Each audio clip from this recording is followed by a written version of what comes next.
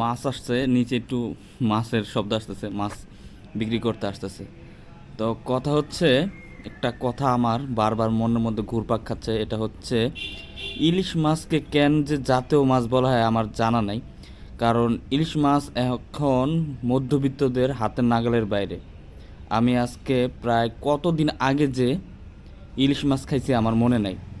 আমি 1-1.5 মাস ধরে ইলিশ মাছ কেনার চেষ্টা করতেছি, আমার সামর্থ্য নাই। কারণ 1 কেজি ইলিশ মাছের দাম দেখলাম 1600 টাকা, মানে 1000 থেকে 1600 টাকা গুনতে হবে আপনার ইলিশ মাছ কিনতে হলে। এটা হচ্ছে ওজন অনুযায়ী দাম। তো আপনি একটা মিডিয়াম সাইজের যদি ইলিশ কিনতে চান, তাহলেও আপনাকে 1200 থেকে 1300 টাকা কেজি কিনতে হবে।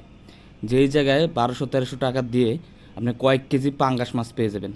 তাই একটা ছেলে বলছিল যে জাতীয় মাছের নাম পাঙ্গাস। এটা আসলে সে ভুল বলে নাই, কারণ বাজারে গেলে আপনার প্রচুর পাঙ্গাস মাছ দেখবেন, ইলিশ মাছ দেখবেন না। অথচ সরকার প্রতি বছর ইলিশ মাছ ধরা বন্ধ করে যাতে প্রচুর পরিমাণে ইলিশ পাওয়া যায়। কিন্তু এই ইলিশ মাছ যে বন্ধ করে, এখন এই ইলিশ মাছগুলো যায় কই? ছোট ছোট ইলিশ মাছের যে সাইজগুলা, এগুলা নিম্ন মধ্যবিত্ত বা মধ্যবিত্তদের হাতের নাগালে ছিল, কিনে খাওয়ার মতো মানে সামর্থ্য ছিল। এখন এগুলা বন্ধ করে মাছগুলোকে বড় করা হইতেছে, কিন্তু এই বড় মাছ কেনার সামর্থ্য এখন কারো নাই।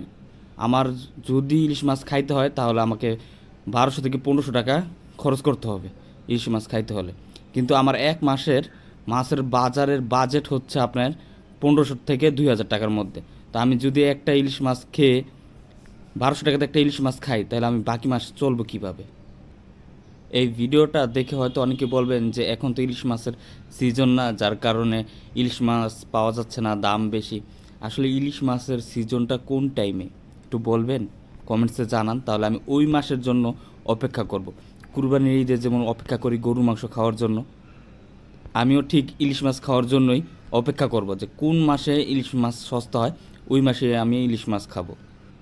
অনেক দিন ধরে ইলিশ মাছ খাওয়ার জন্য মনের মধ্যে আকুপাকু করতেছে, কিন্তু সামর্থ্যর জন্য খেতে পারতেছি না।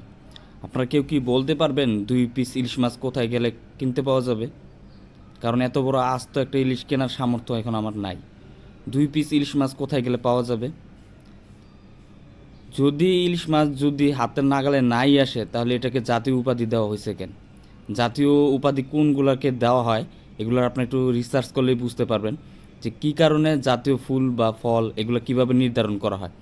যদি এই ক্যাটাগরির মধ্যেই যদি নির্ধারণ করা হয়, তাহলে আমাদের পাতে বা আমাদের থালাতে ইলিশ মাছ আসে না কেন?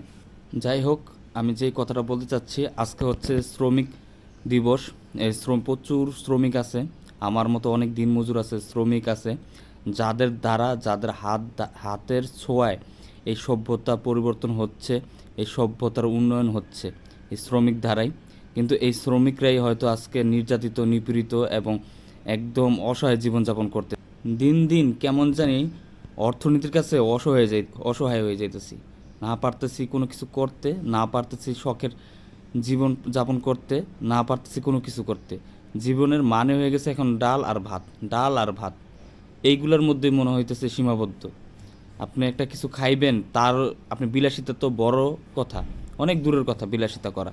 আপনি যে কিছু একটা পছন্দের জিনিস খাইবেন, এটারও এখন সামর্থ্য নাই মানুষের, মানে নিম্ন আয়ের লোকেদের। এই পর্যায়ে চলে গেছে মানুষের আয় রুজি। আমার মনে হইতেছে যে যদি ইলিশ মাছ পিস হিসাবে বিক্রি হইতো, তাহলে আমার জন্য খুবই সুবিধা হইতো, আমার জন্য খুব খুব খুব সুবিধা হইতো। আমি দুই একটা পিস কিনা ইলিশ মাছ খাইতে পারতাম। কিন্তু আমাকে গোটা একটাই আস্ত ইলিশ মাছ কিনতে হইলে আমাকে 1200 থেকে 1500 টাকা গুনতে হবে। এই এত টাকা দিয়ে ইলিশ মাছ কেনার সামর্থ্য আমার না, আমার মতো অনেক মানুষেরই নাই। যার কারণে ইলিশ মাছ আমাদের কপালেই নেই। আজকে মনে হয় যে অনেক দিন ধরে ইলিশ মাছ খাইতে পারতেছি না। আর কি বলবো, আসলে ভাষায় প্রকাশ করার মতো না, এটা যে কতটা একটা কষ্টের। আজকে শ্রমিক ভাইদেরকে শ্রমিক দিবসের শুভেচ্ছা। আসসালামু আলাইকুম।